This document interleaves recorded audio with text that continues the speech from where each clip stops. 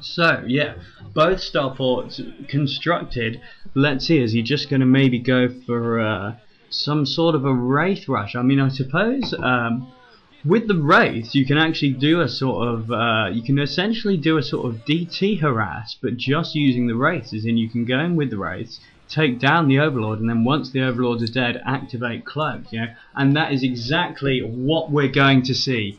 Oh, this is a bit tasty. And then of course he has a good marine force to support this as well. I haven't seen an evolution chamber, and the spire is not up yet. The spire is quite late. I think it's only just being put up, and we've even got a vulture coming down as well for the harass. There is the attack on the overlord there. No, he's going for the mineral line. He's going for the mineral line. So clearly just taking advantage. And then with that said, here comes the hydralisk down. So with the hydralisks and the muters, we will be able to see. And there is the runaround. The zerglings get through the runaround. They're probably going to try a counterattack and get some economy damage in. But there is a vulture there to defend. I guess that cloak hasn't been researched yet, which is why he's not bothering to attack any of the overlords, instead just going straight for the drones. And we've probably had quite a few drone deaths, and now he's got one group attacking each mineral line. This is really bad for oDin. He was not expecting this. I don't think any of us were expecting a wraith rush. This is very nice. There have been a few hydralisks to pop now, but I don't know if this is going to work. Obviously the wraiths are more effective air to air than they are air to ground, but nevertheless, oof.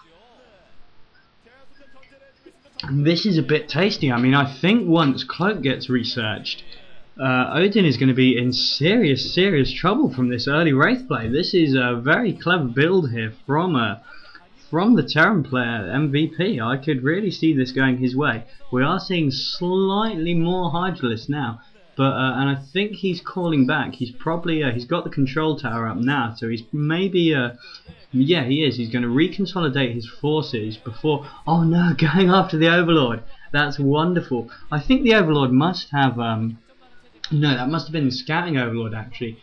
So I think oDin's in big trouble here. His unit count must be way low. A couple of Scourge coming up, but I think those wraiths will probably be able to mount the Scourge. This is looking really tasty on the part of MVP. He is the player of these two that I think I will be watching out for. Obviously oDin not really getting the chance to show off his full potential. So now we see an evolution chamber going down and a creep colony there to protect the mineral line, but I just don't think it is going to be done in time. I mean, I think maybe one thing MVP could have done better is waiting for cloak before trying this, but then again he probably will be able to do enough damage to finish this. So once again, oh, another overlord goes down. The Scourge do take down the wraith, and now we have cloak going down.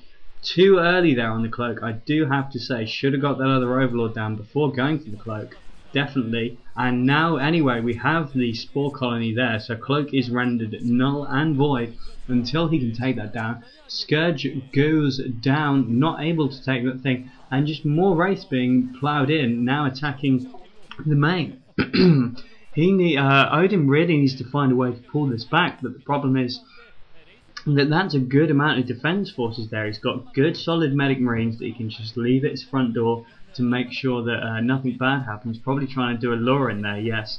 Doing the old bait and switch that everyone does love. Got quite a few barracks actually now as well, and building that other command centre to fly in. And now we see a good long trickle of marines coming in, and with oDin's low supply count that's been put in and his economy damage, I don't think he is going to be able to soak this. I really don't think he is. I think with this wraith rush, oDin has managed to get the game.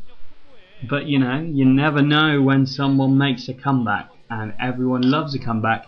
Few zerglings going in after that barracks should really be attacking the mineral line if they actually want to do some real damage, rather than just you know, setting a building on fire that will be able to do anything. And now the wraiths get back to the main.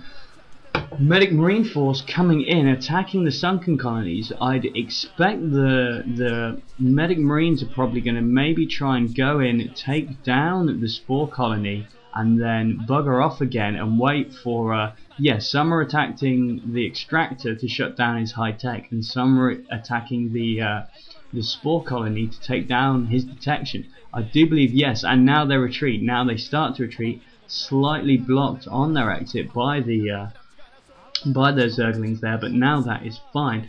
And I think he might actually park them there rather than advancing them any further. But the point is now, other than the Overlords, no detection for oDin. So now when these Wraiths come in, who of course also will have had some time to recharge their their energy, there will be a big trouble in little oDin, the All-Father, and probably not really the time for Zerglings, I have to say. Stealth goes off, Scourge run away, attacking the sunken colonies to act as support for the medic marines there. Probably as soon as he gets that, he's going to want to get that other creep colony that's going down, as that will probably morph into a spore colony. Terrible Zergling micro there from oDin, allowing them to antline, so they just go single file into the marine file land of death.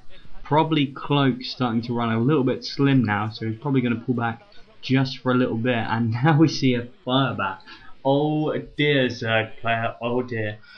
More colonies being built there, but I just don't think that's going to be enough. You know, I mean, no one loves static defense more than I do, but you know, you can't static defense doesn't really work if it's built responsively. It has to be built preemptively. It's one of the few things in StarCraft that I actually think needs to be more preemptive than responsive. Few Zerglings going after the expansion mineral line there, but there are medic marines to defend it, and GG, he knows he can't come back from that. Such a great early push there. No one was expecting that, least of all me. Wonderful, well done MVP. I had oDin pegged for this win, but good job, sir. Well done. Thank you. Good night.